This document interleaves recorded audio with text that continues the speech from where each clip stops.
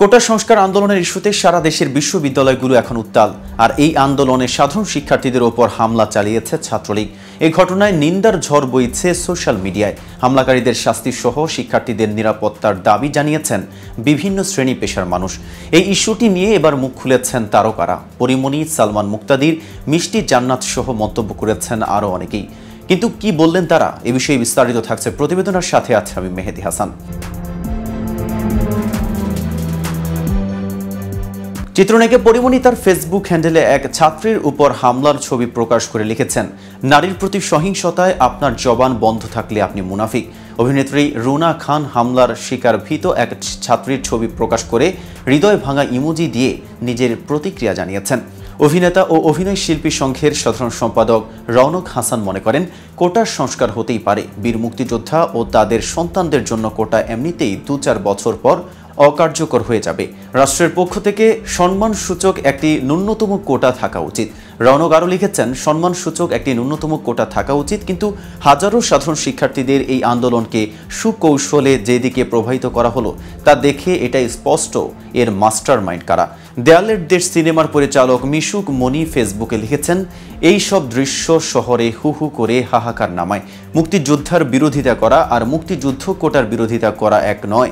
এই মূল্যকে সরকারের বিরুদ্ধে কথা বললে রাজাকার হয়ে যায়। সরকারের চেয়ারধারী কোনো কর্তার দুর্নীতির নিয়ে কথা বললে রাজাকার হয়ে যায়। দাবি আদায় আন্দোলনে নামলে রাজাকার হয়ে যায়। মিশুক আরও লিখেছেন, কোটার সংস্কার আন্দোলনে নামা ছাত্রদের আজ ছাত্রলীগ কর্মীরা হেলমেট পরে লাঠি সোটা দিয়ে আঘাত করে আহত করেছে। কিন্তু কেন? অথচ সরকার তার প্রতিনিধি দল পাঠিয়ে ছাত্রদের সঙ্গে আলাপ করতে পারত। শিক্ষার্থীদের উপর হামলার বেশ কিছু ছবি প্রকাশ করে অভিনেত্রী রুকাইয়া জাহান চমক লিখেছেন, চিত্ত যেথা ভয় শূন্য, উচ্চ যেথা শির, জ্ঞান যেথা মুক্ত, যেথা গৃহের প্রাচীর, আপন প্রাঙ্গণ তলে দিবস সর্বরী, বসুধারে রাখে নাই খণ্ড ক্ষুদ্র।